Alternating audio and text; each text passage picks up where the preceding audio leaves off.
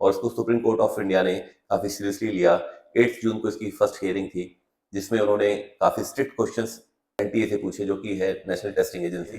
जो neither any indication of mass malpractice nor a localised set of candidates being benefited leading to the abnormal scores.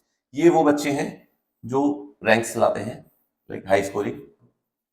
तो इस basis पे उन्होंने कहा कि इन्होंने हर सेंटर पे सेपरेटली एनालिसिस की है और कहीं पे भी ये पैटर्न से एबनॉर्मल रिजल्ट नहीं आया है। Centre considering possibility of switching NEET UG from pen and paper to online करेंगे।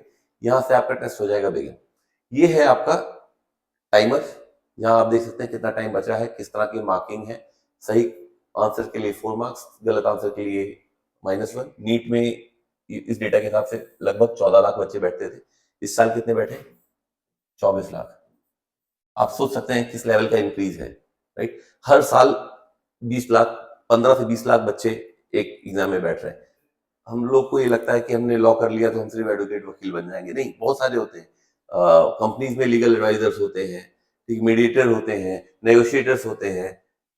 नमस्कार दोस्तों, आज हम बात करने जा रहे हैं उन 24 लाख स्टूडेंट्स की जो कि आज बेसब्री से इंतजार कर रहे थे नीट पेपर लीक केस का। ये वो स्टूडेंट्स हैं जिन्होंने पूरी साल मेहनत की है थी और इस उम्मीद में कि इस साल उनका सिलेक्शन हो जाएगा। उनके पेरेंट्स बेसब्री से इंतजार कर रहे थे उनके एडमिशन्स का मेडिकल कॉलेजेस में, लेकिन इस दुखद घटना की वजह से ये डिले हो रहा है प्रोसेस और उसको सुप्रीम कोर्ट ऑफ इंडिया ने काफी सीरियसली लिया। 8 जून को इसकी फर्स्ट हियरिंग थी, जिसमें उन्होंने काफी स्ट्रिक्ट क्वेश्चंस एनटीए से पूछे, जो कि है नेशनल टेस्टिंग एजेंसी, जो कंडक्ट कराती है सारे एग्जाम्स। अभी 8 जुलाई को वो क्या क्वेश्चंस थे, क्या चीजें एनटीए से पूछी गई थी, और आज उसको 10 जुलाई तक उनको वो डॉक्यूमेंट सबमिट करने थे, details Supreme Court of India को, जो कि उन्होंने किए। बट आज की hearing for some reasons postpone कर दी गई 18 जुलाई के लिए। तो इस बीच में क्या चीजें हुई, क्या नए डेवलपमेंट है, आइए हम समझते हैं एक नोट के माध्यम से, राइट। तो बेसिकली 8 जुलाई को सुप्रीम कोर्ट ऑफ इंडिया ने एनटीए से 4 चीजें पूछी थी। नेचर ऑफ लीक क्या है, मींस लीक किस तरह हुआ है, ठीक है, उसका नेचर क्या है, कहाँ पे हुआ। उसमें जैसे चीजें होती हैं कि प्लेस, आपका कोई भी पेपर जब बनता है तो छपने जाता है, छपने के बाद में उसको वापस किसी सेफ कस्टडी में रखा जाता है, फिर उसके बाद में वो सेंटर्स तक पहुंचता है, उसके बाद में वो स्टूडेंट्स तक पहुंचता है। ये है पेपर के सर्कुलेशन डिस्ट्रीब्यूशन का सिस्टम। तो इसमें वो लीक कहाँ पे हुआ, वो कब हुआ, और सबसे इंपॉर्टेंट जब भी हुआ और जो एग्जाम हुआ, कंडक्ट ऑफ द एग्जाम, उसके बीच में लैग क्या था। ये बहुत इंपॉर्टेंट फैक्टर है। इसी लैग से पता चलेगा कि वो जो पेपर आउट हुआ वो कितने ज्यादा लोगों तक पहुंचा होगा और उससे कितने ज्यादा स्टूडेंट्स बेनिफिशरीज होंगे। तो इस चीज पे टोटली डिपेंड करता था कि ये री एग्जाम नीट का होना चाहिए या नहीं होना चाहिए, राइट। पिछले वीडियो में हमने काफी डिटेल में समझा था कि एग्जाम होना चाहिए या नहीं होना चाहिए, या होने के लिए इसमें क्या क्या चैलेंजेस हैं। एंड उसमें एक बहुत बड़ा फैक्टर ये भी है कि medium of the spread of the leak, means किस मीडियम से पेपर आउट हुआ। अगर वो पेपर आउट होके किसी छोटे से सेंटर पे ही उसकी प्रैक्टिस कराई गई, जैसा कि पटना में हुआ था, तो उसका इम्पैक्ट छोटा होगा। कुछ ही बेनिफिशरीज होंगे, जो स्टूडेंट्स जिनके पास में क्वेश्चन होगा। बट अगर वही मीडियम आपका सोशल मीडिया के थ्रू होता है तो उससे बहुत बड़े मास लेवल पे बच्चों को क्वेश्चंस पता हो सकते हैं और कुछ ज्यादा बेनिफिशरीज हो सकते हैं। इस केस में भी ये एग्जाम कैंसिल हो सकता है और री एग्जाम हो सकता है। तो इसके रिस्पॉन्स में कल जो डॉक्यूमेंट्स एनटीए ने सबमिट किए, उसमें ये स्टैब्लिश करने की कोशिश की गई कि कोई मास लेवल पे सिस्टमेटिक फेलियर नहीं है और ज्यादा इससे बहुत ज्यादा इम्पैक्ट नहीं हुए हैं बच्चे। तो एग्जैक्ट स्टेटमेंट क्या है आइए हम समझते हैं। ये आईआईटी मद्रास ने एक डेटा एनालिसिस की, उसके बेसिस पे ये स्टेटमेंट समराइज किया गया है। No abnormality and showed that there is neither any indication of mass malpractice nor a localized set of candidates being benefited leading to the abnormal scores। अब इस तरह का स्टेटमेंट देने के लिए इसके पीछे कुछ जस्टिफिकेशन होना चाहिए, कुछ रिसर्च होनी चाहिए, राइट। ये स्टेटमेंट किस तरह उन्होंने दिया है, क्योंकि ये हमें सबको पता है कि पेपर 2 जगह से आउट हुए थे, गोधरा एंड पटना, जो कि हमें पता है, और ऐसे कितनी जगहों पे वो पेपर पहुंचे ये अभी तक इन्वेस्टिगेशन का पार्ट है। बट इस तरह का स्टेटमेंट देने के लिए डेफिनेटली आईआईटी मद्रास ने कुछ तो एनालिसिस की होगी। वो क्या है बेसिकली, इसमें वो क्या करते हैं कि वो देखते हैं एग्जाम का जो मार्क्स का स्कोरिंग होती है बच्चों की, वो किस पैटर्न पे होती है, राइट। तो वो नॉर्मली क्या करते हैं, एक ग्राफ बनाते हैं जिसमें होता है आपका मार्क्स एंड स्टूडेंट्स, राइट। ये कर्व होता है जिसको कहते हैं बेल माउथ कर्व, ये अब एक घंटी की तरह होता है, राइट। इसमें क्या होता है बेसिकली कि आपके एक सेगमेंट जो बच्चों का होता है, राइट, जो बहुत लो स्कोरिंग होते हैं, ये होते हैं लो स्कोरिंग बच्चे, ठीक है, ये कुछ कम होते हैं। और जो आपका मीडियम रेंज होती है मार्क्स की, राइट, सपोज करिए जैसे आपका ये नीट का एग्जाम है 720 मार्क्स का, राइट, 720 मार्क्स में नेगेटिव एंड लेस देन 100 जो होंगे वो बहुत कम बच्चे होते हैं जो इस सेक्टर इस रेंज में आते हैं, राइट। ज्यादातर बच्चे आपके 200 से 500 की रेंज में मार्क्स लेते हैं, राइट। ये वो रेंज है 200 से 500 के बीच की, ये मैक्सिमम स्टूडेंट्स होते हैं आउट ऑफ 24 लैक्स अगर हम बात करें, राइट। तो मेजॉरिटी ऑफ स्टूडेंट्स इस रेंज में आते हैं जिन्होंने थोड़ी बहुत तैयारी की है बट वो सिलेक्शन नहीं। ये वो बच्चे हैं जो रैंक्स लाते हैं, लाइक हाई स्कोरिंग, राइट। तो ये किसी भी एग्जाम का ये पैटर्न होता है, राइट। इस पैटर्न के हिसाब से ही हमेशा बच्चे मार्क्स स्कोर करते हैं। तो इस बेसिस पे उन्होंने कहा कि इन्होंने हर सेंटर पे सेपरेटली एनालिसिस की है और कहीं पे भी ये पैटर्न से एबनॉर्मल रिजल्ट नहीं आया है, राइट। तो हम वापस चलते हैं, इस बेसिस पे उन्होंने ये स्टेटमेंट दिया है हमारा कि यहाँ पे कोई एबनॉर्मलिटी नहीं पाई गई किसी इंडिविजुअल लोकलाइज सेंटर पे या ओवरऑल। तो इस बेसिस पे एनटीए चाहती है कि ये पिछला एग्जाम वैलिडेट किया जाए और री एग्जाम ना हो, ठीक है। तो ये तो हो गई इस साल की बात। बट अब डिसीजन चाहे जो भी हो, बच्चों में डिससेटिस्फैक्शन तो है ही, और साथ ही साथ एजुकेशन एंड हमारे जो एग्जाम्स होते हैं उनको लेके काफी ट्रस्ट फैक्टर भी लूज हुआ है। अब इसको वापस से गेन करने के लिए हमें और हमारी गवर्नमेंट को चाहिए कि इसको कैसे और ज्यादा से ज्यादा फेयर बनाया जाए, ट्रांसपेरेंसी लाई जाए, राइट। इसके लिए कुछ चीजें वो प्रपोज करते हैं, हम उसको देखते हैं क्या इस डिस्कशन में किया गया है। तो सबसे इंपॉर्टेंट चीज है वो यहाँ पे आप देख सकते हैं कि center considering possibility of switching NEET UG from pen and paper to online। तो क्या है बेसिकली, ये कह रहे हैं कि हमें भी इस एग्जाम को भी वापस से ऑनलाइन टेस्ट के तरीके से देखना चाहिए। वो कैसे होगा, इसके लिए हमारे पास में एक डेमो है, ये हमारे पोर्टल की ही वेबसाइट है जिसमें हमें ये आपको क्लियरली दिखा सकते हैं कि किस टाइप का पोर्टल होता है वो, राइट। तो ये है हमारा टेस्ट पोर्टल जिसमें टीचर्स क्वेश्चंस बना सकते हैं। ये हमने एक मॉकअप टेस्ट बनाया था नीट का जिसमें आप देख सकते हैं डिटेल्स, हम उसमें टाइम डिफाइन कर सकते हैं, ये टेस्ट कब किस टाइम से किस टाइम तक वैलिड रहेगा, राइट। इसकी वैलिडिटी है, टेस्ट का ड्यूरेशन, कितने लोग इसको देख सकते हैं, टाइप ऑफ टेस्ट क्या है। ये प्रैक्टिस टेस्ट के लिए बनाया गया है बट सिमिलर टाइप का टेस्ट आपका होगा, मैं भी आपको डेमो करके दिखा सकता हूँ, ठीक है। ये मॉकअप टेस्ट है, प्रीवियस ईयर क्वेश्चंस के बेसिस पे कितने सेक्शंस हैं, ये सारे सेक्शन 1, सेक्शन 2, सेक्शन 3, सेक्शन 4, ये आपके नीट के क्वेश्चंस हैं। तो ये तो है जो टीचर्स प्लेटफॉर्म बनाते हैं, राइट। इसमें हम बात करते हैं, आप देख सकते हैं इस तरह के क्वेश्चंस बनते हैं, इसमें मार्किंग डिफाइन हो जाती है, राइट। अब इसमें टेस्ट सेटिंग्स भी दी जा सकती हैं जिसमें आप ग्रेडिंग सिस्टम डाल सकते हैं, राइट। सेक्शन स्विचिंग का ऑप्शन है, टाइमर है, एंड स्टूडेंट्स को वर्चुअल कैलकुलेटर दिया जाना चाहिए या नहीं दिया चाहिए, और उसके इंस्ट्रक्शंस, राइट। ये सब चीज हो गई। फिर हम टेस्ट रिपोर्ट भी यहाँ से इमीडिएटली आपका उसमें आ जाता है कि कौन से क्वेश्चंस कितने बच्चों ने किए, कौन से गलत किए, कौन से सही किए, उसका स्कोर क्या है, नंबर ऑफ अटेम्प्ट्स क्या है। तो यहाँ से हमें सारी चीजें मिल जाती हैं। अब ये बच्चे टेस्ट देंगे कैसे, इसको हम एक्सप्लेन करेंगे आपको। इसमें हम खोलते हैं अपना, ये एक पोर्टल है सेल्फ लर्निंग पोर्टल जिसपे आप as a student log in कर सकते हैं। और यहाँ पे आप, ये हो गया लॉगिन, राइट। यहाँ पे आप टेस्ट लाइब्रेरी में जाके एक डेमो टेस्ट ले सकते हैं। अब ये है नीट मॉकअप टेस्ट, राइट। ये यहाँ पे सपोज करिए ये एक्टिव हो जाएगा जब भी आप एग्जाम देंगे, तो यहाँ से आपको इंस्ट्रक्शंस मिल जाएंगे सारे, राइट। ये सारे इंस्ट्रक्शंस आप देख सकते हैं, ये जनरल स्पेसिफिक इंस्ट्रक्शंस हैं। उसके बाद में आता है स्पेसिफिक इंस्ट्रक्शंस जो कि टेस्ट स्पेसिफिक होते हैं, कि कितने आवर्स का टेस्ट है, कितने क्वेश्चंस हैं एंड ऑल दैट। डिक्लेरेशन आप साइन करेंगे, यहाँ से आपका टेस्ट हो जाएगा बिगिन। ये है आपका टाइमर, यहाँ आप देख सकते हैं कितना टाइम बचा है, किस तरह की मार्किंग है।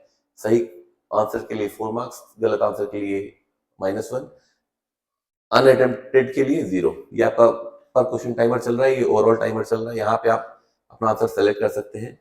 तो जैसे जैसे आप सेलेक्ट करेंगे यहाँ पे आपको वो क्वेश्चन दिखता जाएगा कि आपने उसको अटेम्प्ट कर लिया है, ये ग्रीन हो गया है। नेक्स्ट क्वेश्चन आपने दिया, नेक्स्ट ग्रीन हो गया। सपोज करिए हमें 18th क्वेश्चन पे डायरेक्टली आना है, हमने ये कर दिया, राइट, नेक्स्ट किया। तो इस तरह का आपका ये पूरा फिजिक्स का हो जाएगा। सपोज करिए अब आपको केमिस्ट्री पे स्विच करना है, क्वेश्चन नंबर 10 हम यहाँ पे ये देख सकते हैं, और ये हमने सॉल्व कर दिया, राइट। ये नेक्स्ट क्वेश्चन पे आ गए जो कि 11th है, इस पे भी हमने आंसर दे दिया, एंड ये नेक्स्ट आ गए। तो जैसे जैसे आपके क्वेश्चंस कंप्लीट होंगे आप इसको स्विच कर सकते हैं। बॉटनी पे आ गए, राइट, ये सारे हमारे हो गए। नेक्स्ट सेक्शन भी हम एक आंसर अटेम्प्ट कर लेते हैं। ये जस्ट फॉर डेमो पर्पज है, आपको दिखाने के लिए किस तरह ऑनलाइन टेस्ट होंगे, राइट। अब यहाँ से आपने इसको नेक्स्ट कर दिया, अब ये हमारा यहाँ पे आ जाता है सबमिट करने का ऑप्शन, ठीक है। Then we just click submit. आपको एक वार्निंग आएगी, are you sure you want to submit the test, गलती से ताकि सबमिट ना हो जाए किसी का। और यहाँ पे आपका टेस्ट सबमिट होते ही आपका स्कोर आ जाएगा। एवरी सेक्शन की फिजिक्स में आपने कितना स्कोर किया है, कितने क्वेश्चन अटेम्प्ट किए, आपकी एक्यूरेसी क्या थी केमिस्ट्री में, बायो में। तो इस तरह की डिटेल एनालिसिस हो सकती है कि किस बच्चे ने कितने क्वेश्चन अटेम्प्ट किए, कितने मिस हुए, कितने ये है, और आपको इमीडिएट रिजल्ट मिल जाएगा। तो ये तो था फिलहाल प्रैक्टिस के लिए, राइट। आप इस पे प्रैक्टिस कर सकते हैं। और इसी तरह का पैटर्न एनटीए भी हो सकता है इन नेक्स्ट ईयर, आपको ऑनलाइन टेस्ट के लिए क्वेश्चंस दे। तो हमने सोचा है एक बार बच्चों को इस सिस्टम को भी ब्रीफ किया जाए, क्योंकि आने वाले टाइम में कई बच्चे इस तरह गलती कर देते हैं कि उनकी आदत तो ओएमआर पे सॉल्व करके टिक करने की होती है, बट ऑनलाइन में हड़बड़ाहट में वो पेपर को क्लोज कर देते हैं या सबमिट कर देते हैं। तो इस तरह की मिस्टेक्स ना हो, इसके लिए आपको इस तरह के पोर्टल्स पे प्रैक्टिस करने की भी बहुत ज़रूरत है। और साथ ही साथ आप यहाँ पे कुछ फ्री लर्निंग कोर्सेज भी देख सकते हैं, हमारे रिकॉर्डेड वीडियोज हैं और टेक्स्ट बुक्स हैं, टेस्ट हैं, जो आप अपनी प्रैक्टिस के लिए यूज कर सकते हैं। तो वापस आते हैं अपने मैटर पे, राइट। तो ये देखा हमने सुप्रीम कोर्ट में आज क्या डेवलपमेंट हुआ। अब इसके बाद में कुछ चीजें आपके बेनिफिट के लिए हमने नोट डाउन की है, आप इसमें कमेंट करके अपने पॉइंट्स भी ऐड कर सकते हैं। तो एज अ गवर्नमेंट उनको क्या फर्दर एक्शंस लेने चाहिए इस तरह के एपिसोड्स को अवॉइड करने के लिए, राइट। तो जैसा हम सभी जानते हैं एआई बहुत फास्ट ग्रो कर रहा है ऑल ओवर दी वर्ल्ड। तो हम फेयर एग्जाम्स कंडक्ट कराने के लिए एआई का यूज कर सकते हैं। इस तरह के हम क्वेश्चन बैंक्स बना सकते हैं, जहां से एआई ऑटोमेटिकली डिफिकल्टी लेवल के अकॉर्डिंग आपके क्वेश्चंस पिक कर सकता है। इसमें जैसे ये टेस्ट पोर्टल आपने देखा था, इसमें हम क्वेश्चंस की डिफिकल्टी लेवल भी असाइन करते हैं, तो वहां से वो क्वेश्चंस लिए जा सकते हैं थ्रू एआई। तो इसमें कोई भी ह्यूमन इन्वॉल्वमेंट नहीं होगा।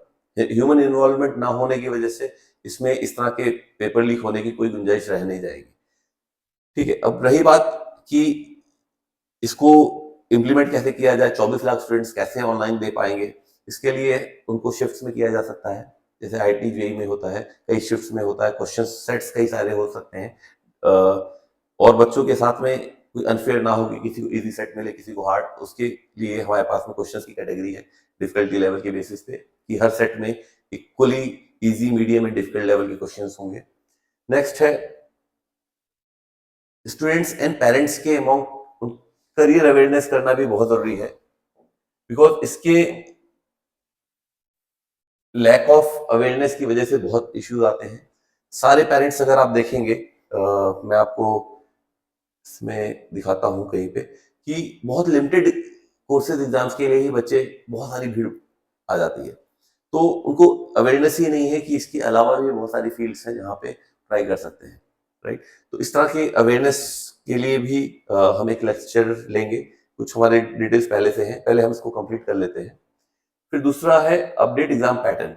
जो एग्जाम का लेने का तरीका है, किस तरह के क्वेश्चंस लिए जाते हैं, उसमें थोड़ा सा चेंजेस लाने की जरूरत है कि बच्चों के analytical question problem solving skills होनी चाहिए, इस तरह के क्वेश्चंस लेने चाहिए।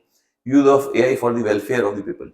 मींस एआई से बहुत लोग डर रहे हैं कि एआई आ जाएगा तो हमारी जॉब्स कट जाएंगी और ऐसा हो जाएगा, बट उसका हम बहुत डिफरेंट यूज भी कर सकते हैं। हम किसी चीज से हम किसी को मार भी सकते हैं और उससे उसकी जान भी बचा सकते हैं, राइट। तो हमें ये देखना है, हम हमें और हमारी गवर्नमेंट को, कि हम एआई का कैसे यूज करते हैं, राइट। साथ ही साथ सारी रिस्पॉन्सिबिलिटी हम गवर्नमेंट को ही तो नहीं दे सकते, उसके लिए हमारे स्टूडेंट्स को और उनके पेरेंट्स को भी कुछ चीजों को ध्यान रखना पड़ेगा। सबसे पहली चीज, आपको इंटरेस्ट डेवलप करना चाहिए पढ़ाई में। सिर्फ और सिर्फ रट्टा मार के और पढ़ने से आप, हो सकता है कोई पर्टिकुलर एग्जाम स्कोर कर लें या नकल करके, जैसे इस बार हुआ, बट वो आप आगे, आपको आगे भी लाइफ में हर स्टेज पे टेस्ट होगा। आपके ग्रेजुएशन के टाइम पे भी एग्जाम्स होंगे, उसके बाद में जॉब्स में भी एग्जाम्स होंगे। बहुत सारे डॉक्टर्स हैं जो डॉक्टर तो बन गए लेकिन वो नहीं कुछ अच्छा कर पा रहे। तो आप एक स्टेज पे चीटिंग करके आप आगे बढ़ सकते हैं, बट आगे के लिए आपको हर स्टेज पे आपको उस चीज में इंटरेस्ट होना चाहिए जो आप कर रहे हैं। जब पढ़ रहे हैं तो पढ़ाई में, जब जॉब कर रहे हैं तो उसमें, तो जिस तरह का आपका नेचर ऑफ जॉब हो उस टाइप का आपका इंटरेस्ट होना चाहिए। छोटे बच्चों के लिए सही टाइम पे सही एम डिसाइड करना बहुत इंपॉर्टेंट है। अगर आप जितना लेट अपना एम सेट करते हैं उतना ही आप टाइम लूज करते हैं और आपको उतनी ज्यादा मेहनत करनी पड़ती है। और बहुत पहले भी हम किसी को देख के कोई एम सेलेक्ट कर लें, फिर उसको चेंज करते रहें और हमें हमारी कैपेबिलिटीज का पता ही ना हो, राइट। तो वो भी नहीं होना चाहिए। जब आप एग्जाम कोई एक एम ऑप्ट कर लिए, अब उस एग्जाम की प्रिपरेशन के लिए स्ट्रेटजी बहुत इंपॉर्टेंट होती है। आपको उस एग्जाम का पैटर्न पता होना चाहिए, उसके क्वेश्चंस के टाइप पता होना चाहिए, उसकी प्रैक्टिस होनी चाहिए, राइट। और इससे भी सबसे ज्यादा इंपॉर्टेंट है कंसिस्टेंसी। ऐसा नहीं कि आप 4 दिन 18 घंटे पढ़े उसके बाद 4 दिन पढ़े ही नहीं, राइट।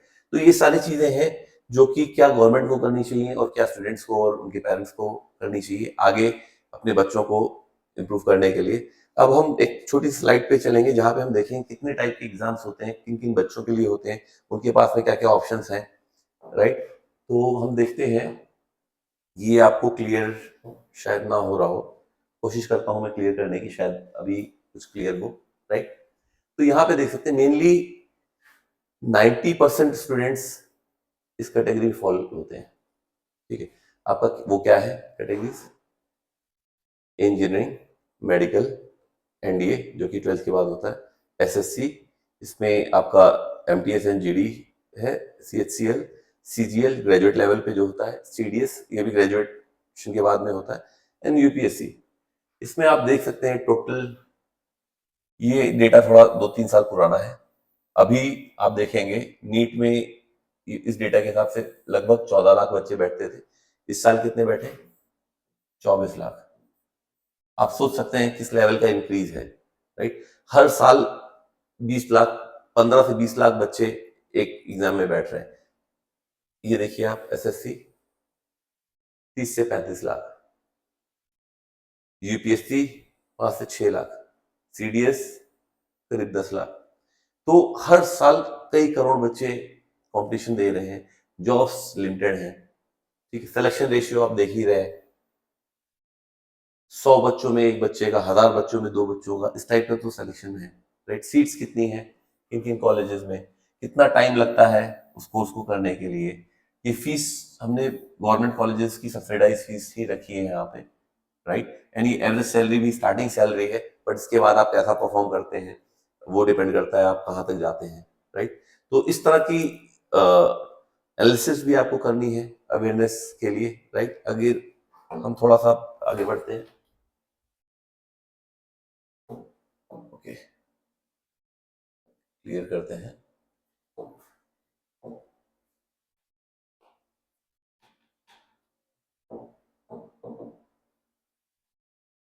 राइट। तो किस तरह के कोर्सेज हैं? हम लॉ कर सकते हैं, होटल मैनेजमेंट कर सकते हैं, बिजनेस मैनेजमेंट कर सकते हैं, प्रोफेशनल प्रोफेशंस क्या है लॉ में, एडवोकेट होना, आर्बिट्रेटर होना। सिर्फ हम लोग को ये लगता है कि हमने लॉ कर लिया तो हम सिर्फ एडवोकेट वकील बन जाएंगे, नहीं, बहुत सारे होते हैं।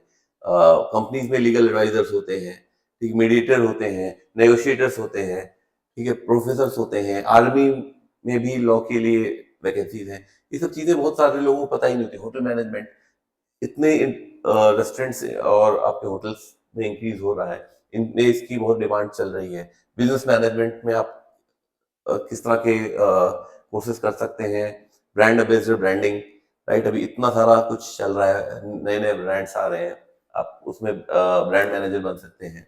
तो इस तरह के बहुत सारी चीजें हैं। इकोनॉमिक्स में क्या है, design, fine arts, right, mass communication, आपका कंप्यूटर एप्लीकेशंस, काफी सारी चीजें हैं। तो इन सब चीजों की भी आपको अवेयरनेस होनी चाहिए, राइट। और हमने कोशिश की है कि इस वीडियो को सिर्फ सुप्रीम कोर्ट की हियरिंग तक ना लिमिट रख के इसको इसके आगे और पीछे की चीजों को भी कनेक्ट किया जाए, राइट। तो अगर इससे रिलेटेड आपके कोई क्वेरीज हैं, क्वेश्चंस हैं, तो आप कमेंट सेक्शन में हमसे पूछ सकते हैं और हम कोशिश करेंगे अपने नेक्स्ट वीडियो के माध्यम से आपको उस पर और लाइट डालें, राइट। तो यहीं पे हम अपना कोर्स खत्म करते हैं, आज का वीडियो। और आशा करते हैं कि आपने ये वीडियो पसंद किया होगा, और अगर ऐसा है तो प्लीज़ इसको ज़्यादा से ज़्यादा आप शेयर करिए और अपना कंट्रीब्यूशन हमें दीजिए, ताकि हम आगे इस तरह के वीडियोस बनाते रहें। थैंक यू वेरी मच, मिलते हैं नेक्स्ट वीडियो में, बाय।